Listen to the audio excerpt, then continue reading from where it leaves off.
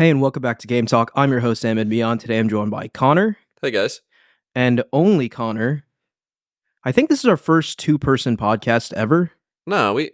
Oh no, yeah, because we got Ranga that one time. Yeah. So Mike can't make it this week, but he'll be back next week for our Game Talk Game of the Year discussion, tournament, face-off, whatever. But for this week, it's just me and Connor, and I think what we want to talk about are the Game Awards 2023. So the winners, the Please losers, wrap it up. how our predictions fared, kind of what the Game Awards have morphed into and how they could improve and what they're getting wrong, as well as some of the notable announcements that at least caught our eye during the award show. So, And we're gonna have to fit all of that in 30 seconds somehow. Or Jeff Keighley is gonna tell us to right, get off the stage. as we're discussing our teammates who died during COVID being told to get off the stage. And while we're either speaking in a non-native language or through an interpreter. Yeah, so I don't know. Where do we want to begin with this? I guess should we start with our criticism since we're already. I think so, because that's the first thing that comes to mind this year for Game Awards. It was actually kind of I really think a mess of a show, in my opinion. It's interesting looking at the arc of this show, right? Because like when it started 10 years ago, right, we were all kind of like really, I guess, thrilled for lack of a better term, because it was like some sort of like way to show our industry to the Was it only 10 years ago? Larger world. Yeah, this was the 10th anniversary of the TGAs. Is this the TGA? So the Spike ones were 10 years ago then? Yes, that preceded the Game Awards, right?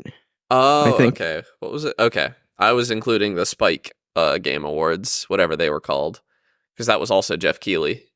Yeah, but the Game Awards in their current incarnation, right, like started 10 years ago. And at the beginning, it was just like, this is really cool. This is sort of like an award show. It's recognizing people in our industry. And like it at the time, right, it was important for us to be quote unquote legitimized, right? Because like, I still agree with that. I like the Game Awards existing. No, I agree, but I'm saying that like we as an industry were in a very different place in 2013 or whatever than we are in 2023, right? Like now we do have that legitimacy, and it seems that like the Game Awards have sort of become something that they weren't really supposed to be, right? Like which is just like another Oscars kind of thing, where more focus on like it's a winter advertisements and like not even so much like announcements, right? Like it's just like blitzing to the next thing and not really taking any time or care to actually recognize the people that are propping the industry up. And I think the problem has gotten worse year over year, and with 2023 being the worst example. Yeah, go ahead. So somebody other than me, so I can't validate this or anything, but it feels right. Somebody on Twitter pointed out that this was like a 3.5 hour long show, and of that, only 45 minutes was spent announcing, or it was spent on the Game Awards. All of the rest was announcements and trailers and other fluff. Yeah. And it was really, I can't validate those numbers, but I think the most damning thing was that Jeff Keighley kept saying, we're going to take a break and then we'll be right back. And I couldn't tell what we were taking a break from, because I actually noticed that too. Yeah. I felt like most of the experience was a deluge of trailers. The trailers were not the break. Like the break was getting an award. And I do think there's obviously a place for announcements at the TGAs. That's like probably mostly the reason like people in the industry, like people who enjoy video games watch it, right? Like, but like, I would have watched a 5-hour show. Like, and like, I don't know. I think they just need to adhere to the namesake of the show more. They're the Game Awards, right? Like, you have to celebrate the game makers, the developers. Yeah. And it's really kind of not a good look when you and I love Kojima, by the way. I'm a renowned Kojima enjoyer, but you have Kojima on stage for like God knows how long, like 10 plus minutes, talking about a game that doesn't really even exist yet. Maybe isn't even really a game for all barely we know. Even a concept. Yeah. And And meanwhile, you get like the game of the year winner, Baldur's Gate 3, you know, rushed in like a 1.5 minute speech in and off the stage. Like it just doesn't really check No, and out. we didn't get to hear. I mean, we didn't even get to hear. Like a lot of the winners didn't even get to go up on stage, which I think is crazy. Indie Game of the Year did not get to go up on stage.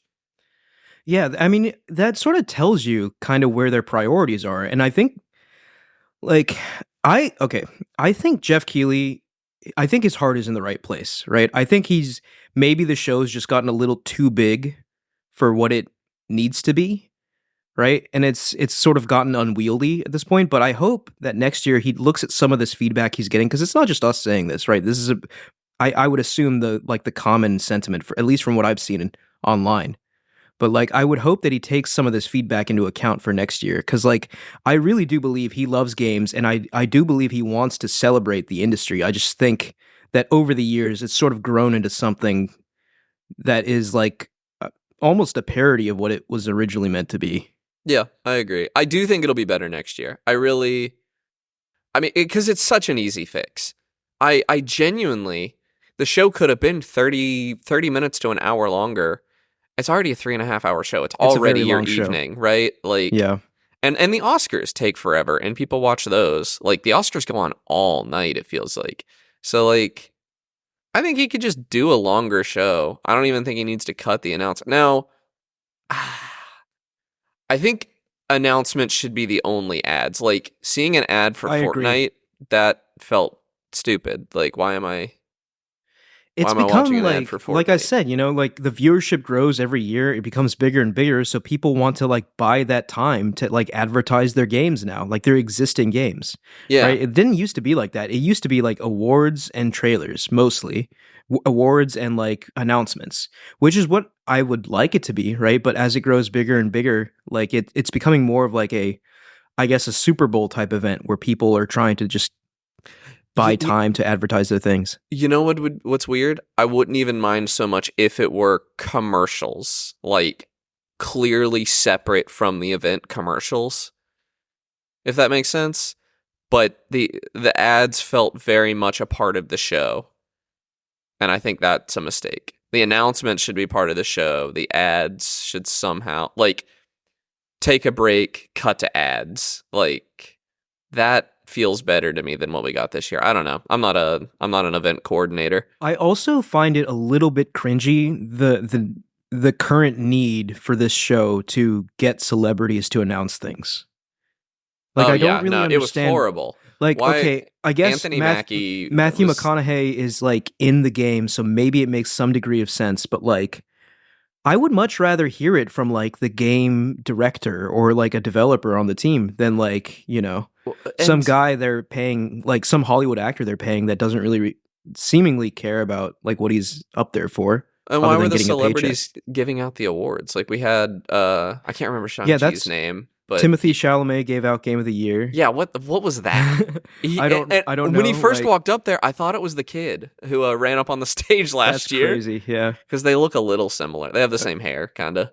I mean, I recognized him instantly from Dune. He looks the same. I haven't seen it. Yeah, but yeah, Anthony Mackie was really cringy too. Like I know, like I feel like he was high or something. Honestly, like. He did not seem I think he's just like that. I've seen him. You think so? I've seen him in a couple other interviews. He's just kind of goofy. Okay, yeah. It was I don't know. No, but he talked forever, and Shang-Chi talked for. Nobody cares. Like I was making jokes about his broken foot. Simu Liu. Thank you. I don't know. Like his didn't bother me as much because I think he's like a very charismatic person. But like, I don't know. Like, and plus, like he was coming from a genuine place. Like he, at least. You know, by what he was speaking of, like he's super into video games, StarCraft, that sort of thing. So his didn't bother me as much. I just didn't need it. Like, I don't know. It should have been developers giving awards to developers. It should be about games. It should be. I will say I was fine with Christopher Judge. Is that his name? Yes, Christopher Judge. His was fine. It did stir up a little bit of controversy though, because like I did think it was it was funny because like everyone knew the joke. He knew the joke, right? Like he was like, okay, yes, I went on too long last year. Let's poke a little fun at that. And then he made a joke about his what was it? His speech He said being his speech longer was than longer the than new Call of Duty campaign, which I thought was hysterical. But like it stirred up a little bit of a controversy online because you had like the COD devs coming in and defending it with like really cringy defenses. In my opinion, they were like, imagine saying this.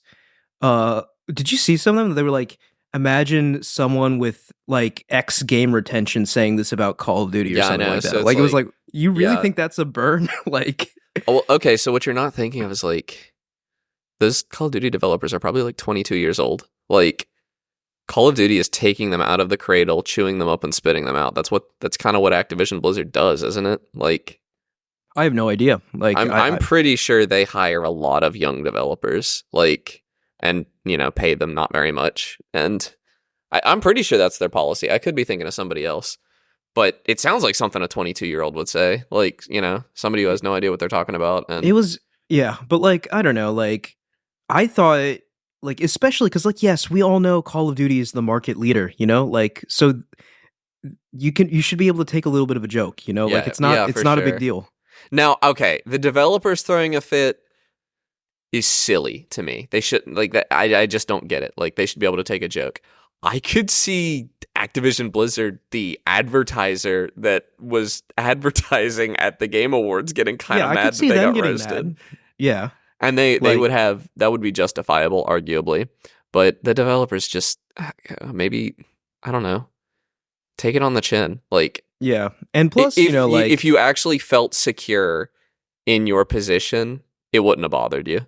Like, yeah. And plus, like, it was just a joke, guys. Like, yeah, exactly. Like, and these award shows, there's like, and I'm comparing it to like the movie equivalents, but there's always like light ribbing going on. People like dunking on other people. It's fine. Like, I don't know. Like, I thought the response was a little strange. Yeah, it is. But like when he said it, I started laughing, man. I couldn't believe he said that on stage. Can we point out another response that I've thought is really strange?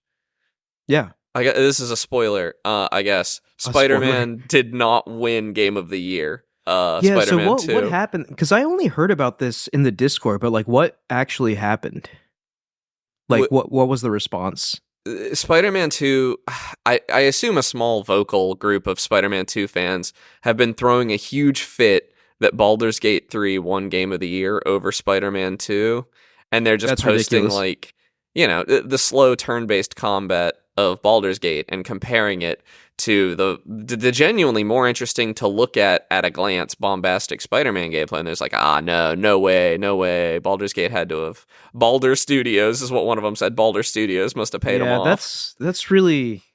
And I feel like that's just really uninformed to have that opinion. Like, I don't know. Like, obviously you can prefer whatever you prefer, but like, taken holistically, like even if Baldur's Gate 3 was not in the running, more games Spider-Man 2 would not win Game of the Year. Yeah, like Alan Wake 2 and Tears of the Kingdom were both in line before Spider-Man would have even had a shot at it. Like, honestly, I'd put Resident Evil 4 ahead of Spider-Man 2. Yeah, the only one if it wasn't a remake, yeah. Yeah, the only one Spider-Man was going to beat is Spider-Man probably beats Mario Wonder for me, but yeah.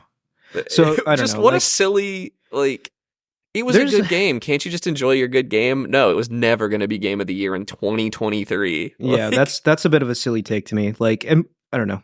Every console has their like hardcore warriors, fanboys, that like. But yeah, that's just a dumb opinion. I'm sorry. it's extremely dumb, but a little funny. Yeah. Do we want to go into winners since we're already? Yeah, I guess, like, let me just think, right? Like, what else? Is there anything else to criticize? Like, no, I mean, I'm hoping for obviously I know he can't, like, turn the whole thing around next year, but I'm hoping for, like, a noticeable change next year. This isn't... I do want to give Jeff Keighley, because I genuinely believe I believe he's genuine, right? Let's just put it that way. Yeah. So I just hope he can like rein in the show a bit. I think this isn't a criticism as much as it is just kind of a blanket complaint. I did not want to see Herald of Darkness performed by the Alan Wake 2, by the Old Gods of Asgard. I did not want to see that at the Game Awards. I was so out of the loop there, right? Because like it very clearly became apparent that this is a thing that you had to have played the game to fully appreciate. And that's why I wish they hadn't done it. And so then there were like two camps, like people who got it and people who didn't. And the people who didn't were just like, what is going on? It was entertaining for me, but I wish they hadn't done it because like that song it's an important part of the game, and knowing that it's in the game at all is going to reduce its impact. Yeah, in my but opinion. Okay, so this is coming from someone who has not played Alan Wake 2 at all. I knew the existence of that song. Like that song blew up.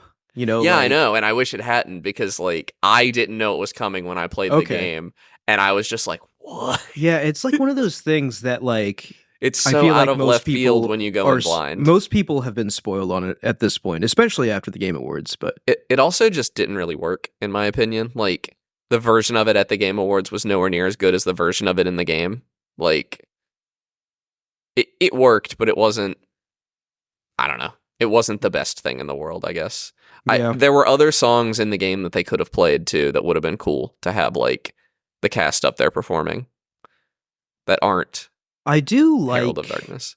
I will say as a compliment to keep things balanced here. I really do like the live music aspect in general of the Game Awards. Like I love that there's one big like feature number each year from like a popular video game.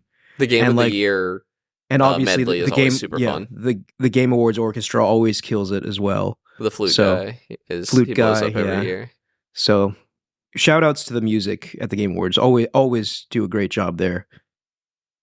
Yeah, but no, I mean a lot went right. Like to be sure, no security issues this time. No security issues. Yeah, and like I mean, credit where credit's due. Right, like this thing is like for all intents and purposes, like. Jeff Keighley did accomplish his goal. Like, everyone knows what the Game Awards are. They've been, quote unquote, legitimized to the wider public, right? Now it's just time to, make it truly, what it should be from, a developer's and gamers perspective, and not just, a 3-hour long advertisement show. Yeah. But anyways, so let's talk about some we made winners. Some bold predictions before the Game Awards. So I tallied up how many we got right. Should I just drop that, or do we want to go? Yeah, just drop it. So I only counted ones that we had at least a 2-person consensus on, which gives us 16 correct. I don't have a tally for how many we guessed on, but we only got 16 correct. Which is pretty good, I think. It's over half. It's way more than half. We did pretty well. I was hoping you'd have like the differences because like there were a few points where we disagreed, and we made different predictions. But if not, that's fine. So let's just go over the ones we disagreed on because that's the interesting ones. Sure. Best art direction. You guys outvoted me to say it should go to Hi-Fi Rush. And I was 100% certain it would go to Alan Wake 2, which it did. Okay. Best score, I said Alan Wake, you said Final Fantasy, and Mike said Zelda. You were correct. It was Final Fantasy. Best independent game, I said Cocoon, which was best debut indie, but wasn't best indie game. You said Sea of Stars, and Mike said Dredge. You were correct with Sea of Stars. And best multiplayer game, we couldn't decide between Diablo 4 or Baldur's Gate 3. It was Baldur's Gate 3. Yeah. Yeah, Baldur's Gate really kind of swept up a lot of awards. Other than that, we pretty much cleaned up all of our guesses. We missed a few. We didn't get best AR VR. That was we guessed Gran Turismo. I was kind of surprised by that. That sort of just tells me that enough people didn't play Gran Turismo VR. Yeah. We didn't get best debut indie game. We guessed Pizza Tower. We didn't get best ongoing. Best ongoing actually makes me really mad. Cyberpunk that won that. That's bogus. I highly disagree with. It's not an ongoing game. They fixed their game. That's not the same thing. Now, if it was in a A few years down the line, if they're in a Hello Games situation where they're still maintaining it, sure, but that should have gone to Fortnite. Yeah, I mean, do want to that's say like most of it. It is kind of crazy to me how how drastically the narrative seemed to shift, right? Because like maybe a month or so ago, right? Like we were like, is it going to be Baldur's Gate 3 or Tears of the Kingdom or Alan Wake 2, to be fair. But for like Game of the Year? For Game of the Year. But like it was mostly a contest between Baldur's Gate 3 and Tears of the Kingdom, but as the date of the Game Awards approached, it wasn't even close, right? Like it seemed like the consensus really seemed to swing to Baldur's Gate 3. I agree. Yeah, I thought Alan Wake had a shot at it. Just for reference, Alan Wake won Best Game Direction, Best Narrative, Best Art Direction, and no, I think that's it. But like those three, that's kind of crazy, you know, to get all those and not be Game of the Year. Usually the game that wins Best Game Direction wins Game of the Year. Yeah, historically. So it's kind of crazy that Alan Wake 2 did so well, even though I had said like it has a couple of flaws that keep it from being my Game of the Year personally. Yeah, the gameplay. Yeah, it really just the combat. The gameplay I think is fine, moment to moment, yeah. But it and I've heard a couple other people express that too, that like it's so close, but it's just kind of it's horror game combat, you know. It's not always the most fun. What a story for Baldur's Gate 3, man. Like, I know. It just comes out of nowhere and just gobbles everything, including the sequel to Breath of the Wild up. Like, if you had said that a year ago, I would have called you crazy. Yeah, I mean, but I saw you playing it yesterday. I was playing it. I gotta finish it. I'm never gonna finish it. They added more to it, dude. They did? Yeah, there's an epilogue now with like 200 more like voice lines or some nonsense. You know, like it's an epilogue. So apparently, after you beat the game, you can go to camp and like talk to your people, which is nice. That's nice, yeah. Because I hear the ending was a little dissatisfying at first. If I ever see it, yeah, I was gonna say I didn't care when I read that because I will never see the ending of that game. Like I'm still in Act 2. Like I don't even think I'm close to the end of Act 2. I am. I think. So just this, I'm a little disappointed in myself for this, but the last time I played was in September, and I believe I am standing outside of the boss room for the boss of Act 2, I think. You're still in Act 2 as well. Yeah, I got there and just the deluge, like September, Starfield came out, and I was playing Starfield. Act 3 is the biggest one too. Yeah, I mean, Act 3 is, I think, when you get to the titular city of Baldur's Gate. And then like everything, all the like storylines come together and stuff. Yeah. I suspect I'm not even halfway through the game. I don't know for sure. And like that's not even counting like I wouldn't mind doing another playthrough if there's like a game drought or something. That's why like so I've never replayable. Like this game is unlike any I've seen in the sense of like it's a massive RPG that's like infinitely replayable. Like yeah. It's playing it with different groups of friends would be a different experience. Playing it with, a Dark Urge playthrough would change the game drastically. Yeah. Do you know about that? Yeah, I do. Yeah. Yeah. Like it's staggering what they accomplished with Baldur's Gate 3. Like, I mean, just even not even Dark Urge, but just like another playthrough that I make some different decisions. Exactly. Man. People, I actually like, I would probably, there's so much I would do different in another playthrough because so many core characters died in my playthrough. Like, I still only have the base party members. I haven't gained anybody since the beginning of the game. Because, are there many people? There aren't that many people that join. Like, most of the people join at the beginning. Yeah. Halson can join. The drow lady can join. I killed her. Yeah. And but that's like an either or thing, I think. No, you can get both. It's just really hard. No way, really? Yeah, you have to really finagle it, I think. And then there's somebody in Act 2 you can get, but they died for me. Because there's someone in Act 2 you can get? Yeah, at the Last Light Inn, but everybody in the Last Light Inn died for me. Every single man, woman, and child. That's crazy, man. Like, I didn't even know that. I thought, like, all the companions you get were in Act 1. I think you can get somebody at the Last Light Inn. I could be wrong. Again, everybody died for me, so I don't know. And I do have one that I think I managed one of the Act 1 the guys with the horns. What are they called? Tieflings? Tieflings. One of the tieflings seemed like he was going to join my party later because I rescued him, but he's not with me right now. So we'll see. Yeah. I don't know. And I love that game, but like I have to be brutally honest, not a shot I finish it before the end of the year. But no, me neither. There's just no way. But it's a game I don't feel like I need to be able to say how much I love it. It is. I am grateful for the length in the sense that it's just one of those games that it has become one of those games where I can just like turn on like a rainy day and just play it, like, and not have to ever worry about finishing it.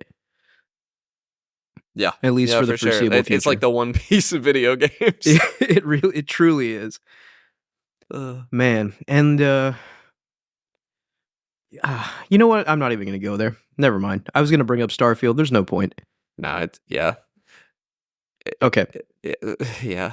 So I just want to run through some of these like notable awards. Obviously, Baldur's Gate 3 won Game of the Year. Alan Wake 2 Best Game Direction. I like the next big game I play has to be Alan Wake 2. Like, I need to play it. I've heard enough about it at this point where I'm just like, okay, I need to play it. Yeah, you need to play it. It's really good.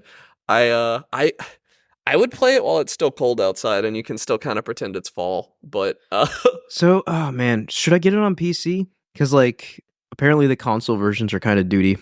What's your graphics card? Like a 4080? 4080. Yeah, you should probably get it on PC. Okay. I don't think the console versions are terrible, but I don't know. I didn't run into any bugs on PC, and if you can run the ray tracing, it's a very pretty game. It won Best Art Direction. Yeah, it's really good. It just got a new game plus, and I'm probably going to replay it. And then I'm very busy, the holidays and everything. But right, yeah. I hear it got a new ending, I guess, in the DLC or in the new game plus. So I got to see that. Yeah, that's sort of on brand for Remedy, right?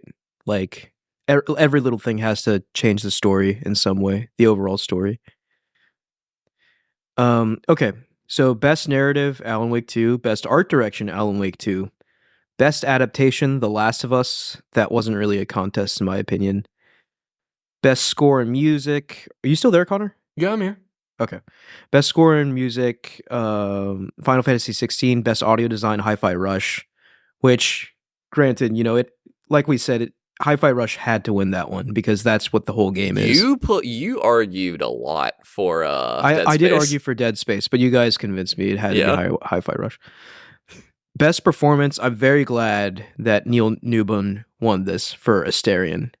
Even though I'm sure the other performances, specifically, I know for a fact Yuri Lowenthal absolutely killed it in Spider-Man 2, but obviously the Alan Wake 2 one and Cyberpunk 2077 were great as well. But I can't believe that she was the only one in Alan Wake 2 that got nominated. But yeah. Innovation and accessibility, Forza Motorsport. Don't know why it won that, but good for it.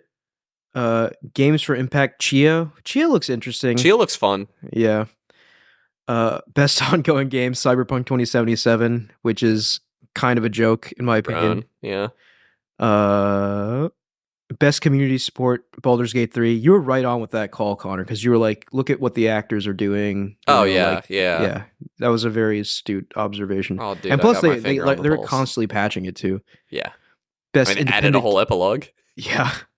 Best independent game, Sea of Stars. Best debut indie game, Cocoon. Best mobile game, Honkai Star Rail. Best VR AR, Resident Evil Village. Best action game, Armored Core 6, Fires of Rubicon. Let's go. Best action adventure, Zelda. This is Zelda's only award at the Game Awards. I know, which is nuts. Which is wild. Absolute madness.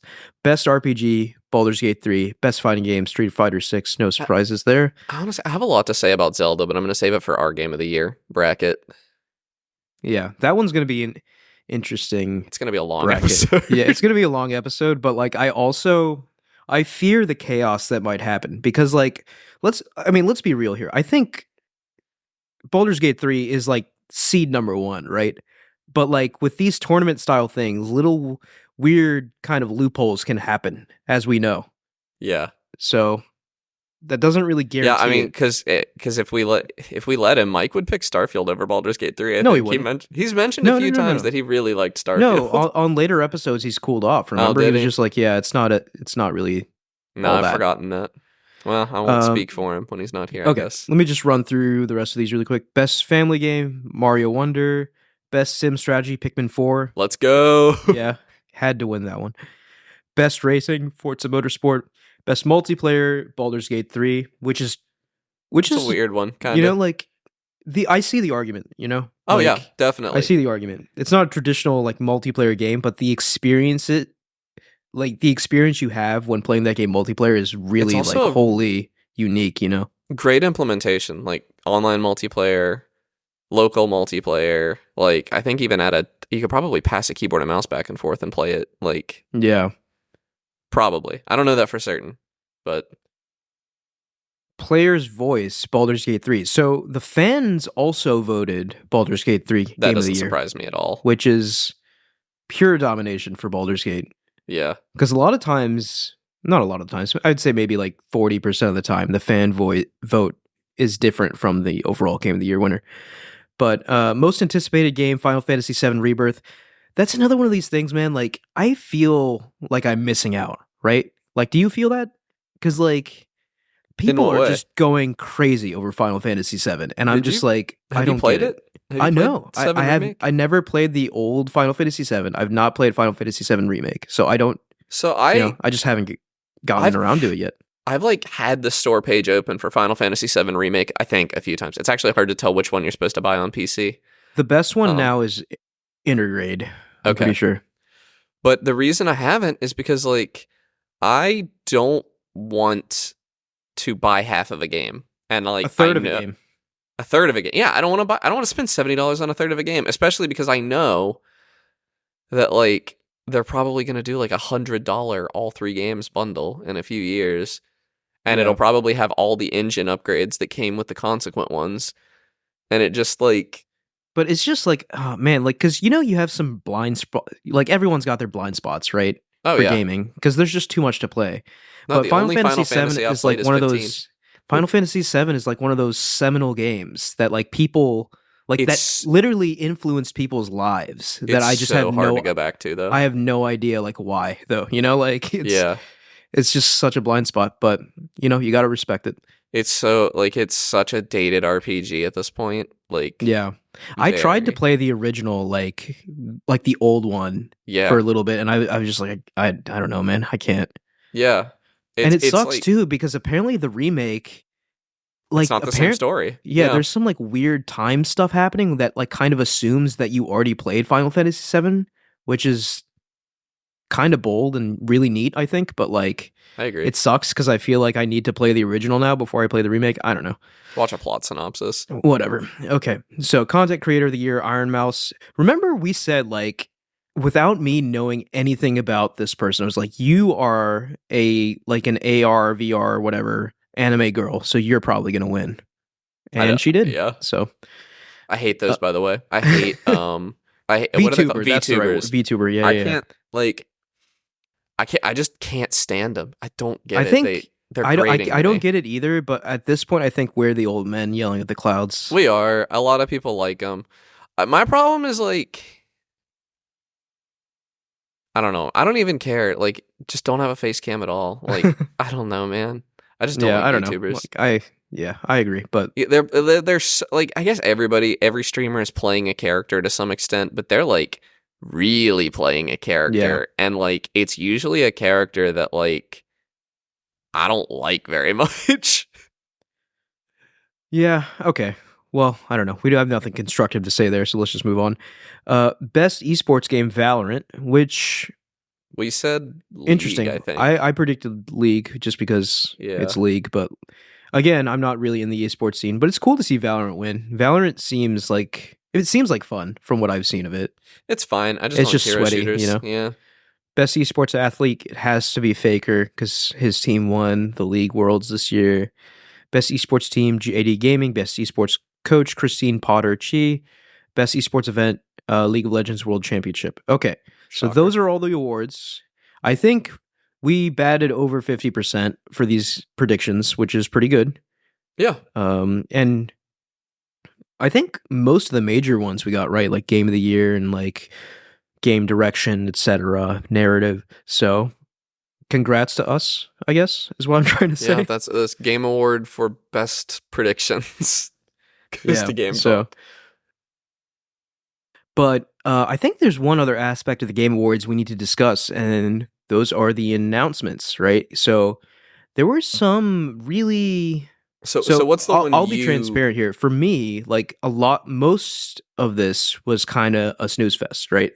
I don't know if it's just because I'm getting older, but like I distinctly remember previous Game Awards being more hype for me personally. But what's the one that jumped out at you most? There were a few that jumped out. I think the biggest like surprise, like that no one saw coming, was Blade. Yeah, that looks so Marvel's good. That Blade, wasn't mine, made but that by looks so good. Arcane, which is just seems like a perfect fit. Dude, that's going to be Xbox exclusive, and people are going to cry about it. Yeah. I mean, like, whatever. Get over it. Yeah, I know. But I'm excited for it. I think it'll be really fun. I love Arcane Leon as well. Arcane Leon, yeah. Are they the ones that did Deathloop? They are? Yes, they did Dishonored and Deathloop. Which Deathloop, kind of not their best work, but Dishonored, very good. Deathloop is a weird one. I was so mad at it when it came out, but it has it's digested well. I was so into it for like a week, and then I just sort of fell off. But like for a while there, I was super into that game. It was fine. I just wish there had been actual options ever. Like it was just such a linear game. It was so weird that they took the most non-linear sort of game and made it linear, which I guess is innovation. But I wanted to be creative, and there wasn't really room for that, it felt like.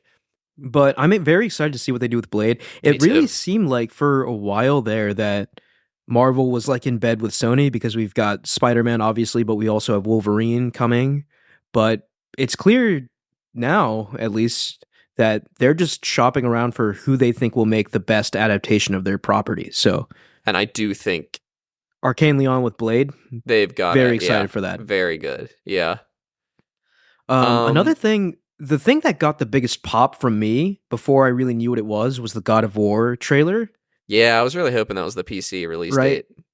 I mean, it like for a second there, I was just like, this is story DLC, and then.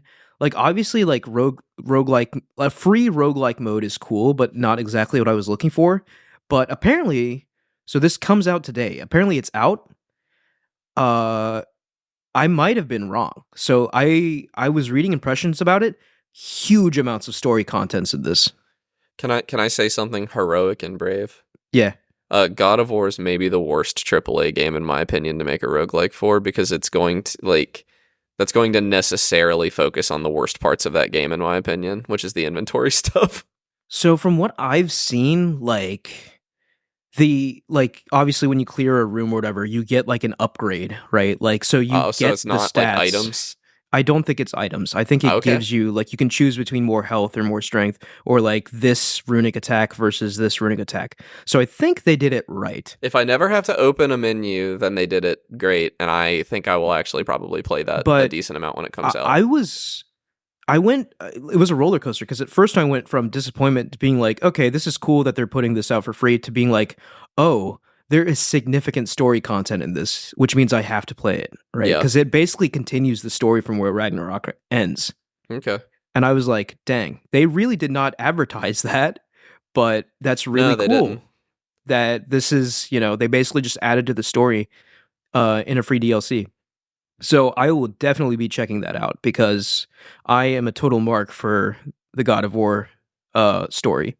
That came out like a year ago, right? Almost? Ragnarok was last year, yeah. Okay. I can't believe that didn't have a PC announce date with it. That was shocking. Yeah, to me. It's about time, right? Like, yeah, because we were thinking like a year and a half.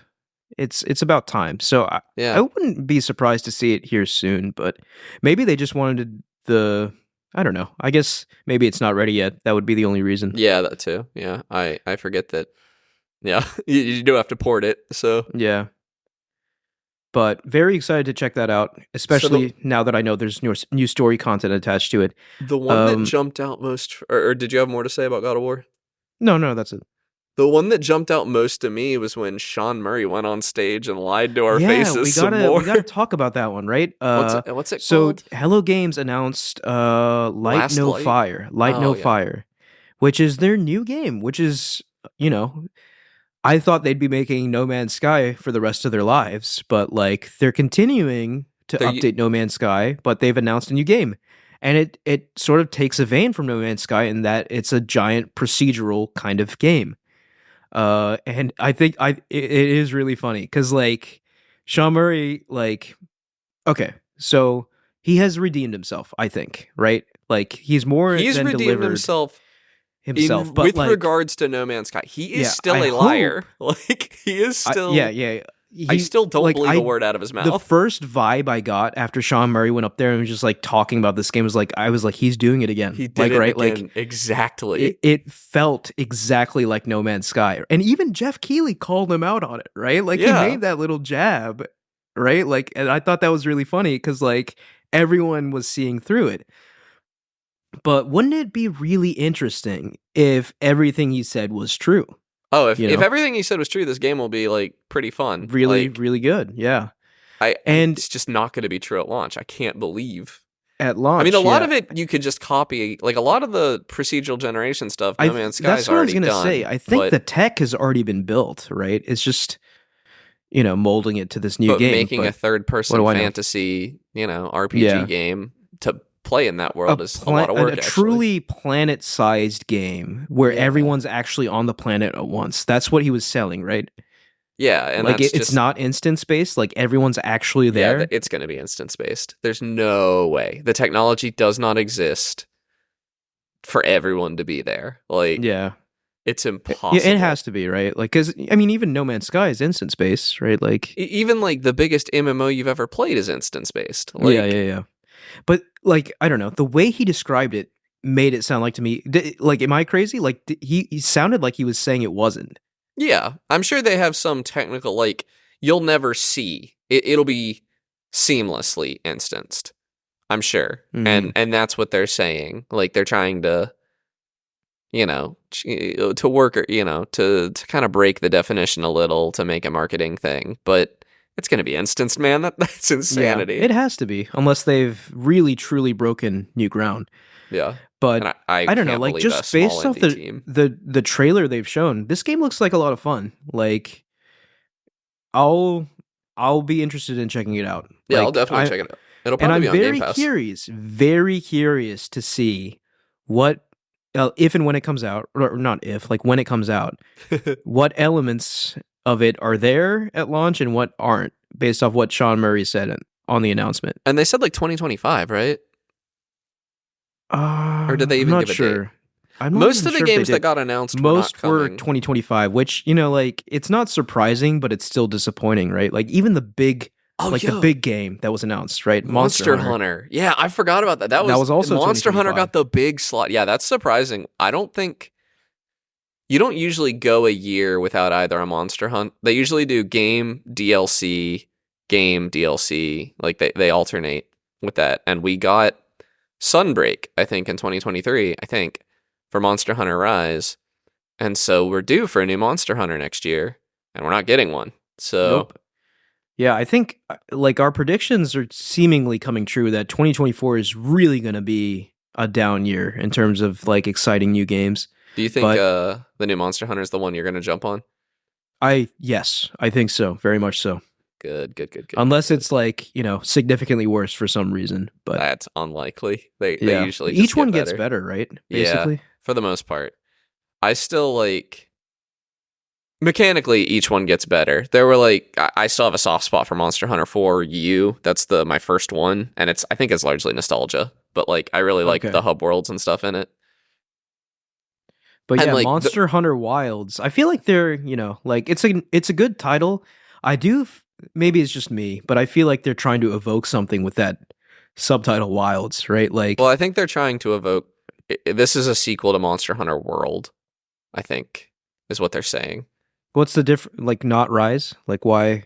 So Rise was a Switch game first and got ported to PC, Oh, and so there's some were there some baggage that limitations comes there? with that. Yeah. Okay. Now it looks pretty good on PC. It was a much better looking game than I expected, and I really like Monster Hunter Rise.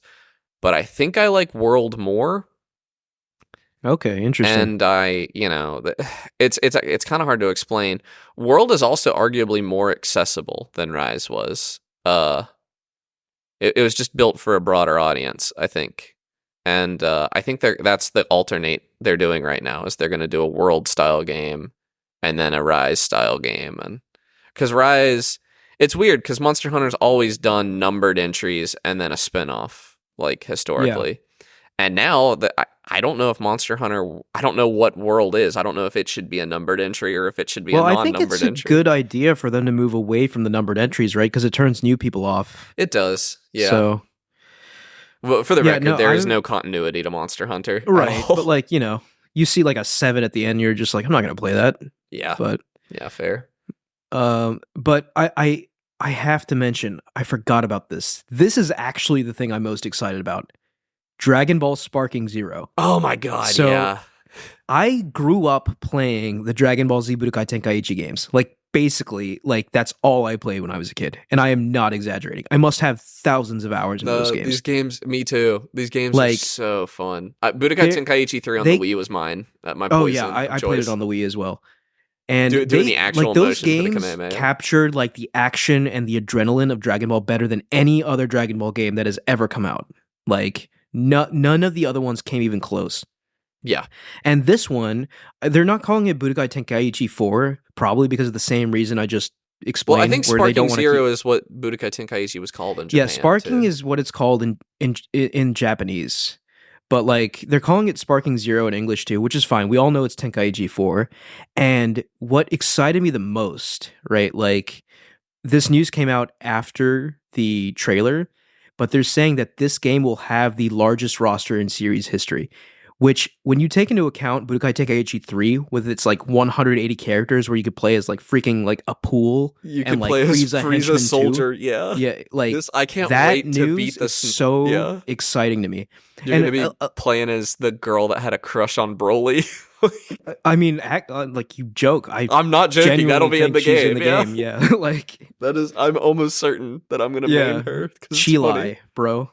Yeah. Call yourself a Dragon Ball fan. And you're going to have every single participant from the Tournament of Power. Exactly. So there's Dragon Ball Super now, too, which wasn't around when Tenkaichi 3 came out. So there's so many new characters that can be added to this game. I bet they have the manga-only ones, too, like Moro. Yeah, so I'm, like, legitimately so excited for this game. This is going to be... Yeah. This is how just for the record, this is how I originally experienced the story of Dragon Ball Z, was through these games.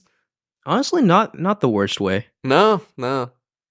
But, like, another thing that struck out to me, right, like, the Budokai Tenkaichi games, I mean, they looked fine for their time, but, like, Sparking Zero looks really freaking good. Yeah. Like, it almost looks like they took Dragon Ball FighterZ as art style and put it in Budokai Tenkaichi, which is just, like, the dream, right? Like, it looks so authentic to the anime. Yeah. Oh, my God, we're going to get... Oh, my God, playable Cell Max is going to be in this game. That's going to be stupid. That's the other thing, too. It was so much fun with, like, the Tenkaichi games, because you'd have the giant characters, too, like the Great Apes and stuff. Yeah, and you had to be a certain... And this game, my favorite part about it is, they don't balance it. Oh, no, it's just, like... there are characters that have, like, 8 health bars. But, no, I love that. You know? Yeah, me like, too. It's so good. Yeah. No, because... It's like self-bound. Like this is not a balanced fighting game. I played it all the time, so I'm playing as Aurelie, and my friend Christian would play as Super Saiyan 4 Gogeta, and I'd school him for 9 health bars or whatever with Aurelie's 1. Like that's awesome. Yeah, it's so fun. Yeah, so like I have so many fond memories of Tenkaichi. So like I'm really looking forward to this. The only thing about it so far that made me go, oh God, no. There's a rumor that there is no local multiplayer. What? Which would just be absolutely devastating. Like, yeah, I'd still this play game it, but has to have local. It has to. It has to. That'd be like, so silly. I hate this new trend of people just assuming like, just give it online multiplayer and you're good. No. This is a game where you get together with your buddies and you play it. and you have fun together, right? Like in person. So oh my God, that'd be I disappointing. really hope that's not true. But like that was the one rumor that came out afterwards that made me go like, please God, let this not be true. Wow. Yeah, I really, really hope that's not true. So, but overall, super excited for Dragon Ball. Like, this is my like dream Dragon Ball game. Like, I always like I respect fighters a lot because it's a genuinely good fighting game and it looks amazing. It looks like the anime. But like, this is the game I wanted, right? Like, I wanted a game that looked like the anime, that played like Tenkaichi, and this is what it is. So, no, that'll be really, really fun. When did we get a date on that one? No, I don't think so. Okay. Which, so yeah, maybe not 2024. So there was one announcement I can't believe you didn't bring up, which I guess we talked about it earlier, but the Jordan Peele Hideo Kojima collaboration. Yeah, I was gonna move to that, right? Like, that's what I thought your biggest one would be. Oh no, man! Like, come on. Like, is this even a game? I don't know. Diagnosed Kojima fan. Okay, so let me be clear here. Like, I'm a Kojima fan, but not like, not like. I don't go crazy over Kojima like some people. Right? I don't even hate his games. He just played Metal Gear Solid 4, Metal Gear Solid 5, and Death Stranding. You haven't played 3? No. Wild. So, I enjoy Kojima's games very much. I think his games are okay. His whole like he comes at you with that like it's not really a video game. It's not really a movie. It's a new form of media. Yeah, shut when he up. said that, I rolled my eyes. I was like, "Come on, man! You're just lying." So what is he doing? Right? He's using Azure to like beam horror directly into your brain or something. I don't know, like, what is he doing? I'm interested in the game. It looks interesting. Like, but I'm just why can this game only run on cloud? Like, what is it? Why? Like, there has to be a reason, right? Or is it just like no? I think it's bogus. Or was he commissioned by Microsoft to build this on cloud just to show the power of like, hey, you can run this on cloud and like? Because I don't think there's no way this is a game that can't be run traditionally. Like, I refuse to believe that until I see it. No, horror would just be such a difficult genre to do that sort of innovation in, and like. Nah, but I will say OD, unless it's AI. OD is a great name for a horror video game. That's probably a working title. Like, I don't expect. I think it's called OD. I thought that was like a PT style name. Oh, it could be, yeah. But yeah, Jordan Peele's involved, and which is cool, right? Like, Jordan Peele makes really good horror movies. So I've never seen one. You never saw Nope or Get Out? Or no, I don't watch movies, really. Embarrassingly. Okay. Oh, no. It's fine. But yeah, like, I don't know. Two horror savants collaborating could only be a good thing for the horror genre. So, and especially because like Kojima's not really a horror savant. I mean, he made PT, man. Like, PT working still with Guillermo del Toro. Oh, was that the one? I thought there was like a canceled project with Guillermo. Yeah, Silent Hills too. Right, whatever. Right. Yeah, which was the PT. That was the same. I don't attribute the horror parts of. Maybe I'm wrong. I just don't attribute the horror of PT to Kojima. I guess we'll see with OD how much of that was Kojima and how much. Well, I suspect it will be like. I don't attribute the horror to him. I attribute his ability to collaborate with someone who makes horror to him, though, and he did a very good job of that. The PT was excellent. Yeah, PT was great. Still probably the scariest game I've played. But, okay, so OD, cloud horror game, whatever the hell that means. Yeah. But, yeah, I mean, I'm going to play it. Like, why not? I will too, but, yeah. But it's not really kind of what I was, like, I'm more excited for Death Stranding 2. Let's just put it that way. I am not. I am more excited for OD. Oh, really? I thought you liked Death Stranding. It's fine. I never finished it. Oh, yeah. It's very much a game that if I have nothing else going on, I'll turn it on. I dug that game a lot. It was super weird, so I'm excited to see what he's doing for the second one. But I get my weird from indie games. Fair. I also think we should mention Sega just announcing like a slew of games. That was such a cool trailer. You know, now that we're going through this, maybe this wasn't such a bad announcement. It wasn't a bad set of announcements. Maybe I was just in a bad like mental state or something. Well, it doesn't. I wanted to see the awards. I don't know. Yeah, But Sega announced that they were developing a new Jet Set Radio, Shinobi, Golden Axe, Streets of Rage, and Crazy Taxi, and I think some more stuff too. Which, like, a lot of these are classic franchises that they're sort of reviving. There'd been rumors that Sega was reviving a dead franchise, and so when I saw Jet Set Radio, I was like, "Yo, that's cool!" And then they just kept going, and a lot of them look like smaller games, but that's great. That's cool. That's awesome. Like, especially Sega needs, I don't know, something other than Sonic. Anything to give Sonic more time in the oven. Jeez. Yeah. Although I hear the new Sonic game is really good. I haven't played it because I don't have an iPhone. It's an Apple Arcade exclusive. Oh, really? Yeah. Huh.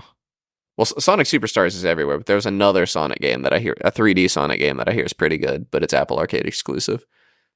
What else? Is there anything else we want to talk about? Hellblade got another trailer, yeah, and more music for it, and it did get a 2024. Yeah, it did get a 2024 release date. Pony Island 2.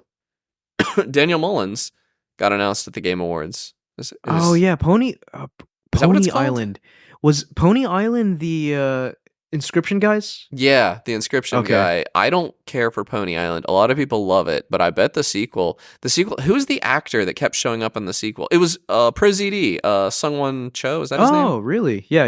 Sungwon Cho. He was in the trailer a ton. I like that guy. It looks like he's the main villain.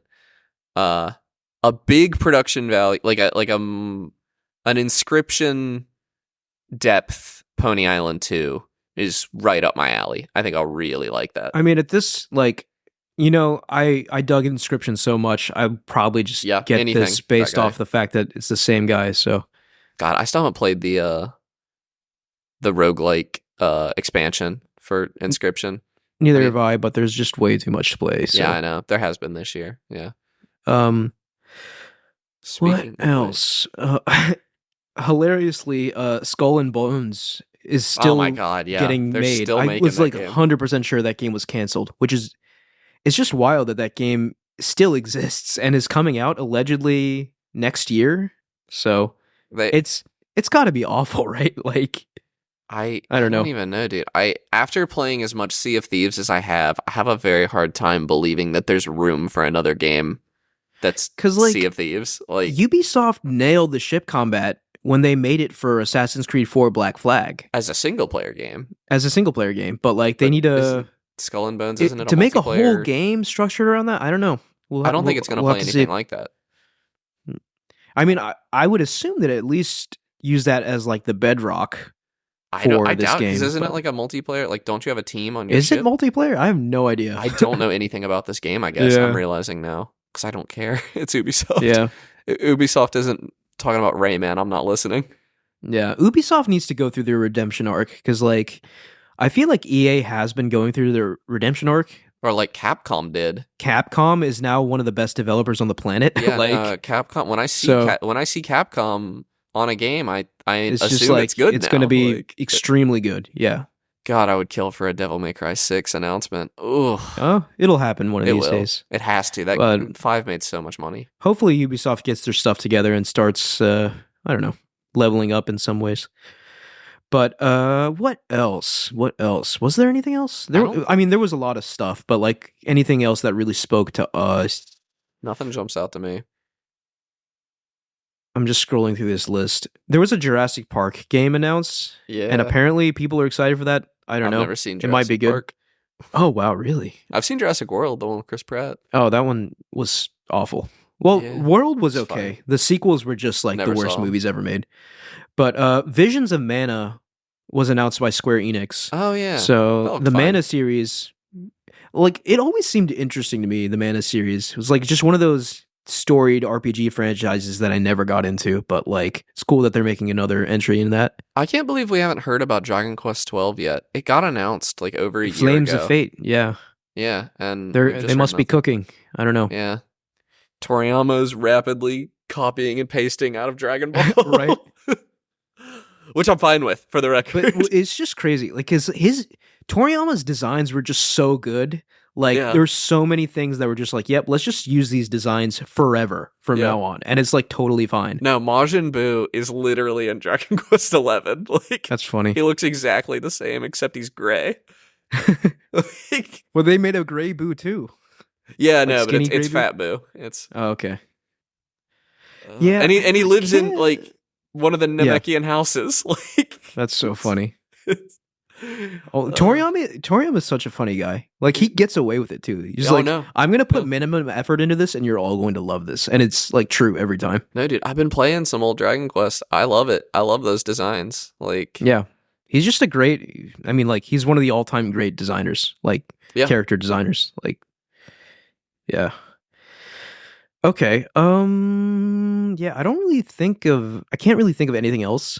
I do want to say one thing though, and that it's completely unrelated from the Game Awards.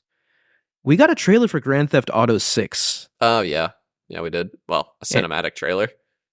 We got a cinematic trailer, but like it seems to be in an engine according to the Digital Foundry guys. Oh yeah. Yeah. So we know it's in Florida. It is in Florida. Like I have spoken about GTA many times in the past, right? Like I've said that Red Dead always resonated with me a lot, but GTA never did, right? Like GTA 4 came out, decided to finally give it a shot, hated it. GTA 5 came out, decided to give it a shot, hated it. GTA 4 plays like trash in my opinion. Something about this trailer really clicked for me. I'm very excited to try this game. So maybe I'm just setting myself up for disappointment again, but like as of right now, the game has sold me. Like I'm pretty excited for Grand Theft Auto 6. I choose not to be because it's not coming to PC. So like, yeah, I'm not even gonna get to play it when it comes out. So. That really is wild. Like Rockstar really does live in their own sort of world, right? Like it's not like they don't have the budget for a PC. Oh, they could do whatever they want, but like they know people will buy it again on PC. So yeah, no, I mean realistically, it's gonna be like it's gonna come to PS5 and Xbox Series X, and then it's gonna come to PS6 and the next Xbox, and then it's going to come to PC. That's what they did last time. And that's what they did last time. But I don't know. Like, it's different than when GTA 5 come out? 2011 or something? 2013? So. Yeah, I don't know. I think yes, a decade plus. Yeah. A decade plus ago, right? Like, we live in a very different time now. Like, it would be wild to me if they put off the PC release for like 5 years or something. I just don't put it past. I don't put it past Take-Two at all. Yeah, they're a money grubbing. And there was like did you follow any of the crazy like Rockstar stuff, like the leaks and stuff? Nah, didn't care. It was just wild. Apparently, a kid stole his dad's proprietary information and leaked it. Oh wow! His dad worked at Rockstar. He stole his stuff. Like that kid is grounded forever. That kid is grounded forever. He's probably buried under the house. That sucks, man. Like to throw your dad under the bus. I guess like when you're a kid, you don't really see it that way. But like he totally just screwed his dad over, like majorly. I mean, I don't know how much Rockstar crunches. He might not have a relationship with his dad. Yeah, fair. But that's not. That's not a good joke. Like sorry. He stole some content and he was like threatening to like release the trailer early and stuff. Yeah. So in response to that, Rockstar just released the trailer early themselves. That's wild. So it wouldn't release early. So like even Rockstar's tweet was just like, so like because like it's about to leak, here's the trailer for GTA 6 or so. It was something super like passive aggressive. I was just like, dang, they're really upset about this, and rightfully so, right? Like they worked for like a decade on this, and they lost their moment in the sun, so to speak, to like really reveal it themselves. So that sucks from that perspective. But like the whole like, it was a very interesting sort of saga leading up to this trailer coming out. I thought you were talking. I thought there was a source code leak. Like that was a different thing. That also was happened a while ago. That was a while ago. It was like a very early version of that game. Do we know if any of it was real? Oh yeah, it was real. Okay. Because like the early source code leak said there would be like a playable woman character and like a male character, and the trailer has both of them in there and stuff like that. So okay, interesting. But yeah, that kid. Oh, he's dead. He's dead. He's dead. Like, dude, come on. It's like my dad works at Rockstar, but he got the receipts to prove it. You know, like yeah. But at what cost? Yeah, and leaked it on a War Thunder forum. all that out of the way, do we have any final thoughts on the Game Awards 2023? It was good, but it could be better, I think, is the biggest takeaway for me. I still enjoyed watching it, all said and done. I was on my couch watching it. I wasn't even on my phone that much. Yeah, I'm like you said, yeah, it could be better, but at the end of the day, I am glad that we're here as opposed to back 10 years there ago. where we were 10 years ago. So, all right, Connor, what have you been playing?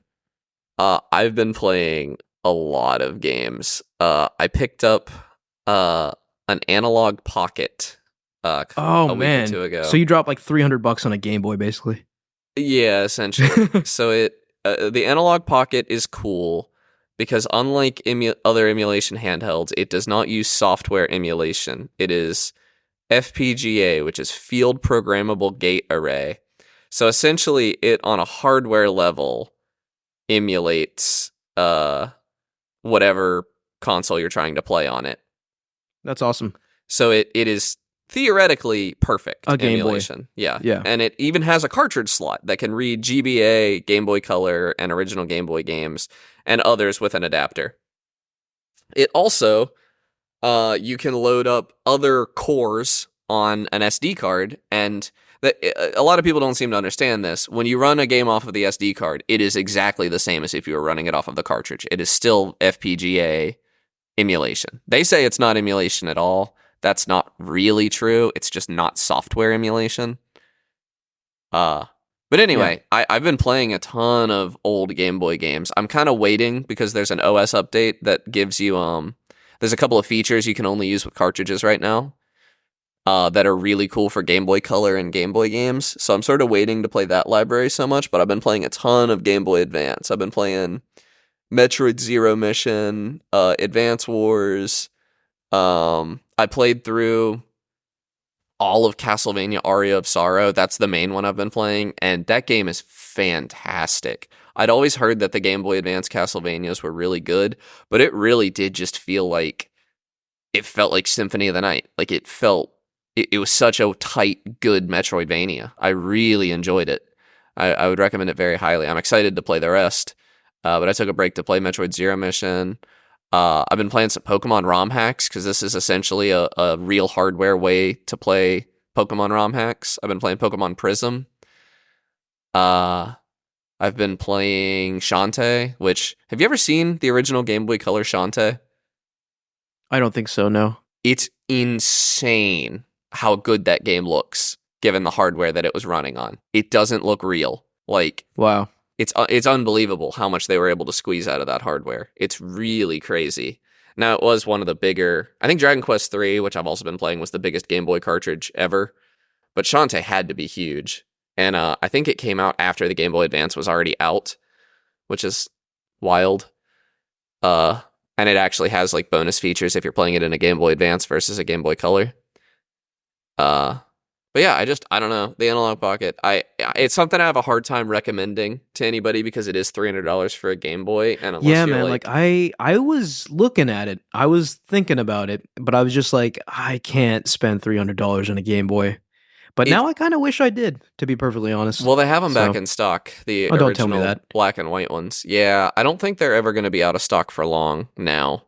They're just going to do mostly limited runs. But it does look like a very sneak. It's something it looks like recommend. A very sleek little device. I do. I carry mine around in my pocket now, and I have been like playing it on the bus and stuff. Yeah. Because I'm a bus rider now, which is nice. And I don't know, dude. It's something I have a hard time recommending to anybody who doesn't already know that they want it. If that makes sense. Like if this is the first time you've heard about it, you probably shouldn't look it up or buy it. But it's like the Ferrari of Game Boys. Like it is perfect emulation. It like I never really noticed the input delay in emulation before this, but I feel like I do now, and maybe that's placebo effect. It's a very beautiful screen. It's not the most comfortable thing to hold because it went for the original Game Boy shape. Like the block so design. Like it's fine to hold for Square Game Boy design. games, but when you want to hit L and R for your Game Boy Advance games, it's not super comfortable. Or Super NES. It can do Super NES, NES, Genesis, Master System. Very cool. Yeah. Although I mostly play Game Boy and Game Boy Advance and stuff on it because that's what it's for. It's really, I really like it. I don't regret spending the money on it. But again, like, you can get something that does like 90% of what it does for like $50 instead of $300. Right. Yeah. So it did look very neat, though. I will give you that. It is a beautiful thing to have sitting on my desk. That was kind of like, before I bought it, I was like sitting to myself, like, will I regret this if it is just something I aesthetically have in my condo? And the answer is no. It's just a pretty thing to have in my collection, and I have been playing it a lot. Yeah, but, I mean, it certainly sounds like it. You've been lost in Game Boy land, which is a great place to be. Perfectly. Yeah, the Game Boy and even into the DS, I really miss back when we got these big budget pixel art games. I mean, they were usually smaller budget than their console counterparts, but like Aria of Sorrow has a lot of art in it. You know, that's just not a type of game you see from big publishers anymore. And it's really good. I also like am growing a fondness for the old Pokemon. I really like the minimalism of the Game Boy Pokemon games. Oh yeah, those are great. Yeah. Even though I'm playing a ROM hack, but it's a ROM hack of Crystal, so. Like, I don't know. This is just a boomer speaking, but like everything after, I think, the Game Boy Advance games, they lost a little something for me. For Pokemon? Yeah. I don't know if I agree. Because the DS games were sort of, they were in the same style, but like, for me, just Gens 1 through 3 had a little something that I can't quite put my hand on. It's probably nostalgia. It's actually most definitely nostalgia. But like for me, like, I don't know. Gen 4 and on lost a little something. There's no nostalgia for Gen 1 and 2 for me. Ruby was my first Pokemon game. Oh, wow. Yeah. Yeah. I don't know. But, 5 stars for the Analogue Pocket. I really, really like it. There is one other disadvantage. FPGA is a battery hog. The thing gets hot in your hands. Because it's just such a computationally expensive way to do things. And the battery, it probably has 9 hours of battery life, but when you're playing Game Boy games, you think it would be a lot longer than that. Yeah, I don't know. Like, honestly, 9 hours... It's plenty. That's not too bad, right? Like, you're not going to be... It's never died on me or anything. You're never... I don't know. Like, I feel like you're never 9 hours into not having an outlet, like unless you're camping or something, but which is a great use case for a Game Boy. But it's fine. It charges quick. Well, not that quick, considering how quickly it drains. Maybe you just pair that with like a mobile battery or something if you need that. Yeah, but so it's not. I don't know. Like when you were complaining about the battery life, I was expecting like 4 hours or something. No, it's not a Steam Deck. Fine, I think it's fine. It's just you would expect a modern device running such old playing games. Game Boy games. But it is a bright screen. The screen gets very bright, and like it's an LCD screen. It's not OLED, but like that's almost better for what it is because those games were made for LCD screens. And it does a neat trick when you're playing original Game Boy and Game Boy Color games. I think it does it for GBA, but I understand it a little less. It is exactly 10 times the resolution of those games, and it uses that bump in resolution to draw a pixel grid so that it looks like the originals. That only works if you have a cartridge right now, but that update is coming before Christmas, allegedly, to do that for SD card games. And that's really neat. Because that pixel art doesn't look right to me without it being on the original screens, with all the quirks that come with it. It'll even do like some of the ghosting because there were some games that used the LCD ghosting to do like transparency effects and stuff. So it's a cool handheld. I really like it. It also sent me down this like, I think I sent you a screenshot of this. It sent me down this rabbit hole of trying to get the perfect CRT setup, like fake CRT setup for my RetroArch setup on my PC, and I think I did pretty well. I found a shader that actually like emulates down to the subpixels, and it using modern resolutions because 4K is a lot higher than 240p, 240i, whatever. And it does a really good job. The only problem is it's super dim, because it actually like is spreading out the pixels. It'll only work on an HDR 4K screen, preferably OLED. And it actually it's actually putting a lot of darkness around each pixel so that your eyes can kind of blur the colors together the way you were originally supposed to, and the subpixels blur together the way they were originally supposed to. It's not perfect. It doesn't have those instant response times still. I mean, OLEDs are pretty close, but they're not perfect, especially if you're using a wireless controller. Yeah, that's a level of enthusiasm that I just don't have, I don't think. Like, I would be perfectly satisfied with a less than optimal way to emulate these games. In my mind, this is the less than optimal way because I have the CRT setup sitting in the other room, but it is inconvenient for me to go over. My Super NES doesn't always read the cartridges. I don't like collecting PS1 games. I'd rather have them digitally. It's something about discs. They're just not fun to collect for me. But I want to play through Symphony of the Night. That's what I'm going to do next, I think. Nice. Play through that. An all-time classic. Yeah. And you can get around some of the modern display stuff. Like you can do black frame insertion, which cool. Where I have your mic, it runs at 120 hertz, and the games are only running at 60, so it just puts a black frame in between each. RetroArch has that built in if you want to do it, but that dims the image even further. So like if I'm playing at night, I can do that. But I don't see the difference that much. I don't see a ton of ghosting on my screen to my eye, especially if I'm not eye pressed against it looking for it, which I have been a little bit recently. But there are a lot of options. It's a neat journey to go down. I've been having fun with it. And I've actually been playing games as well. Yeah. Maybe one day I'll get one. I don't know. Yeah, I don't know. I really did look at it and think about it, though. Oh, yeah. I came close. Also, Ryan told me he was going to send me his Playdate, which is another little handheld I've always kind of wanted. I haven't worked that out with him or anything. Do you have more stuff? No, I don't think I want to dive too deep because I played like 20 some games. Yeah. And I'm doing a game jam right now, so I'm not playing any games this week. I don't have time. Yeah, so it has been like, 2 or 3 weeks since we last recorded, right? I think only 2. Maybe longer? Oh, only 2? Okay, I don't know. Yeah, I think. But I don't know. I do think I think the main game I played, and it's weird because I haven't played it for over a week now because I went to Vegas for reInvent, so I didn't play anything last week. Was that last week? Was it a week before? I don't know. It's been a while since we recorded. That's the point.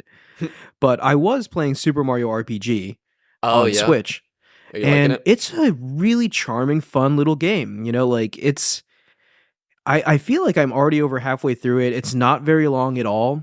And like playing through this game, I can definitely see like the nuggets of the ideas that would eventually turn into things like Paper Mario, because this game preceded Paper Mario.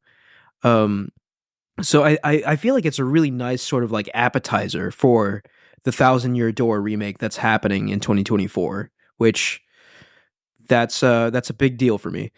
But yeah, playing this game, like I think it's extremely charming. I love the visuals. I love the humor, right? Like Mario RPGs just do humor really well, I think. And which is interesting because this isn't the same developers as like the later. This isn't Alpha Dream or the Paper Mario developers. Is it? Is it not? I don't know. I don't think Square Enix. This is a Square Enix game. I think you're right. Yeah, I'm 99% sure I'm right. Yeah, I think, Enix. But like even with it being a different developer, right? Like, yeah, I know this RPG set the precedent for what Mario RPGs would be. I think. Yeah, I agree. But yeah, I think the original characters are really good, right? Like, so there's Geno, which now I understand why people were clamoring for Geno for Smash back when Ultimate was still getting announcements, right? Like, he's a very cool character. He's like a puppet inhabited by like a soul. Is he really cool enough for a Smash inclusion though? I don't know. No, he's not. Not for a Smash inclusion. I'd take Mallow first. I think Mallow's really cool. now, like with this RPG re-release, I could maybe actually see it happening for the next Smash. No. But the other original character, Mallow, I actually don't like Mallow as much. He's kind of like a little baby, but it's fine. But I haven't played this game in a long time. I actually played this on the Wii Virtual Console. Oh, nice. When that was a thing. I didn't finish But it. yeah, I looked at comparisons, and they brought everything over and just gave it like a shiny coat of paint, right? Like, and I think it runs at 60. Like, there's some dips there, but like it feels really fluid. Not that it really matters for like an RPG, but sorry. So your party members are Mario, Mallow, Gino, Bowser, and Peach. So is Luigi not in this? Luigi is not in this. Weird. Okay. So what's really cool is like you can at any one time you can have 3 people like in your active party, and then 2 people like on standby or whatever. And depending on which combination of 3 people, and I think you have to have Mario in at all times, but depending on which combination of 3 people you have in, you have a different like ultimate attack that you can use when your gauge builds up. So like these are completely different attacks for each combination of 3 out of the 5. And they have like really nice like animations too. Like they went all out for animating these ultimate attacks. So like the cutscenes and like the ultimate attacks, like they have like CGI movie level animation, which looks really nice. And even when those cutscenes aren't playing, the game itself just it looks good, I think. And I don't know if there's much else to say about it. Like I enjoy the active turn-based combat system, right? Like so it's not just like you pick a character, you select a move, watch the move play out, right? Like, and I'm familiar with this from Paper Mario, and obviously now I see where they got it from. Is that like you have to, like, for instance, when you're playing as Mario, you could just select to jump on someone, but if you press A right before you land, you do more damage. And there's little kind of like tweaks like that. So having like the active inputs in battle makes combat a little more interesting, I think. Yeah, I love that in the Mario and Luigi games. So, it's just been a lot of fun to see, like, I guess the sort of genesis of the Mario RPG formula template. I don't know how you want to say it, but yeah, it's just a cute game. Like it doesn't overstay its welcome. It does have side stuff, but it's all like short and sweet. And like the game itself, like I think you can easily beat it under 10 hours.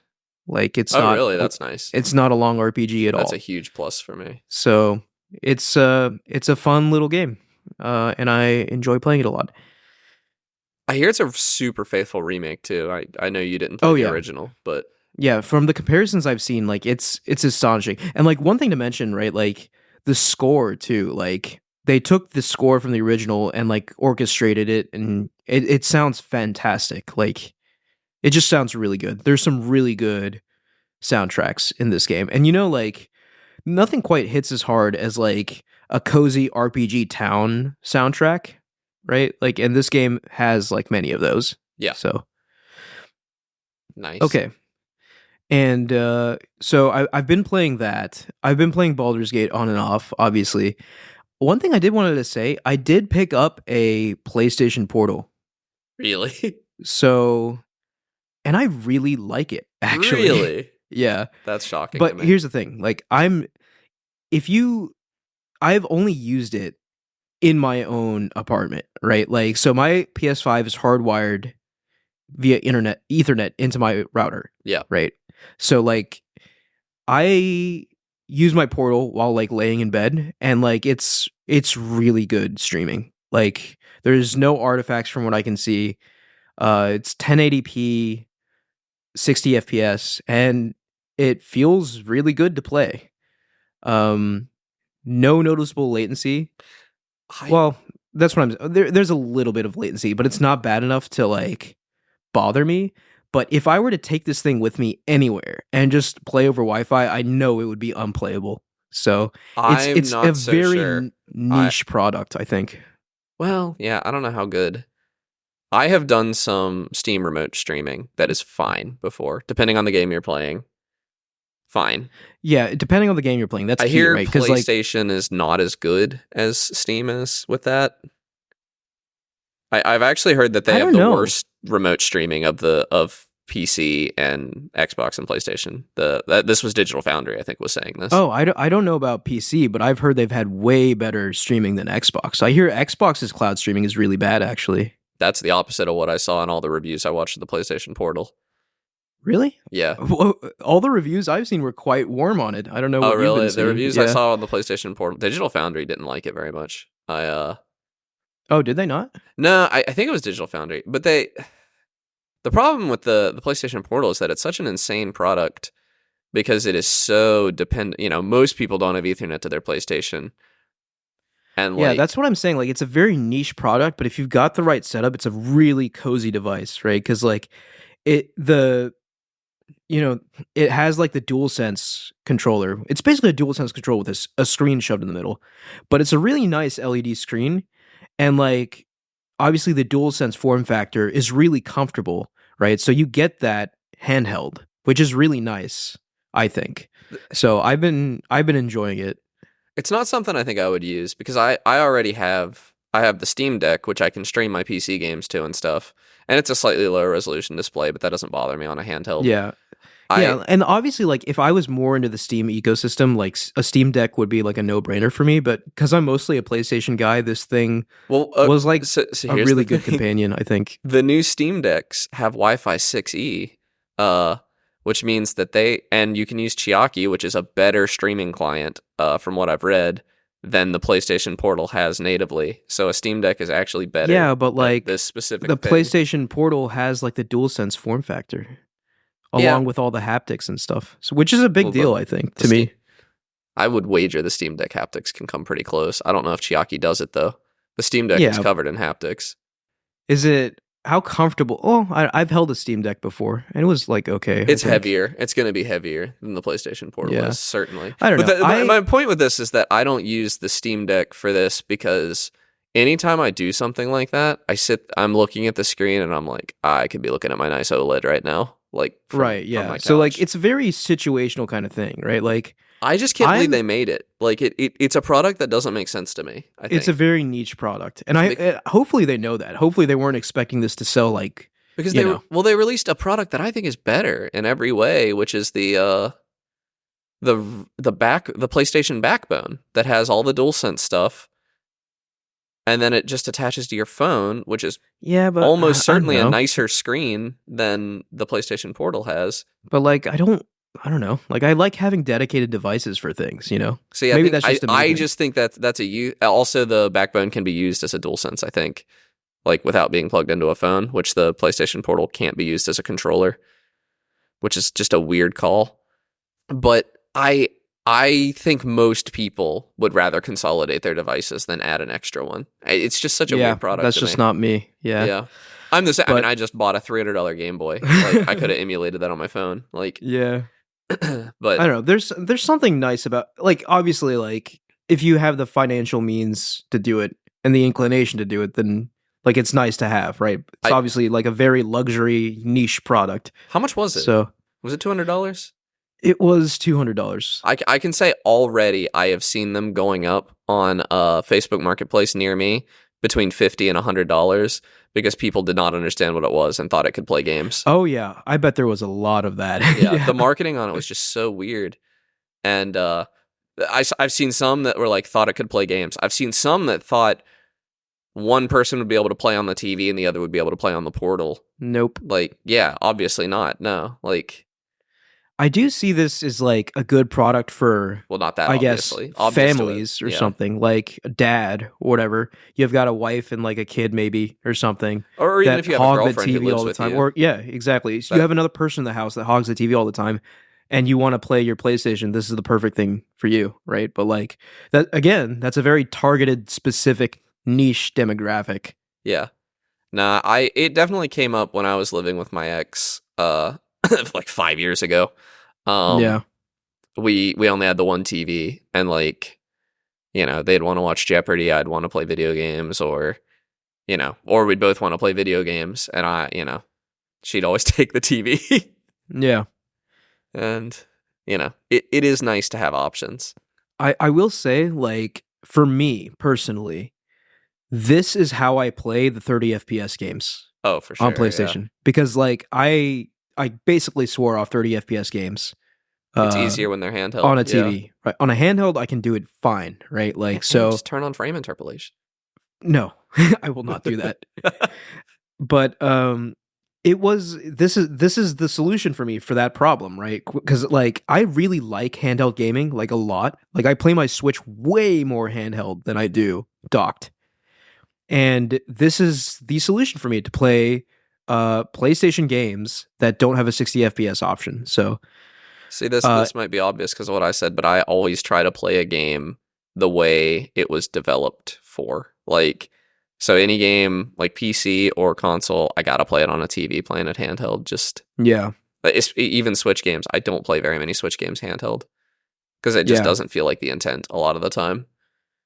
Yeah, I don't know. Something about handheld gaming just Switch. Has. I resonate a lot with handheld gaming, and I always have, even as a kid. So I do too. But it's games that are built for it. Like right, yeah.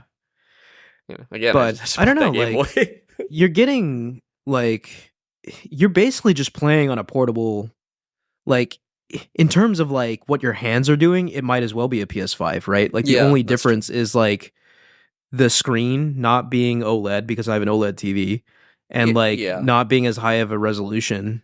I guess I'd make the theater versus watching a movie at home argument here that people are always making to me. Is like, right, yeah, like, if a new, like, premium video game comes out that I've been looking forward to, there's no way I'm going to play it on the Portal, right? Like, but like, would you play the God of War? Oh, absolutely not. Yeah, no, absolutely not. Not even the roguelike mode.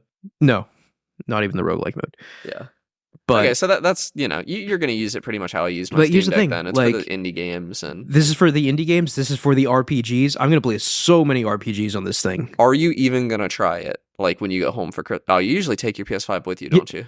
No. I'm going to take it with me. I'm going to take the PlayStation Portal with me. You're going to try it? Okay. I'm going to try it. We're going to see how it works. I have seen, like, I've had good streaming experiences.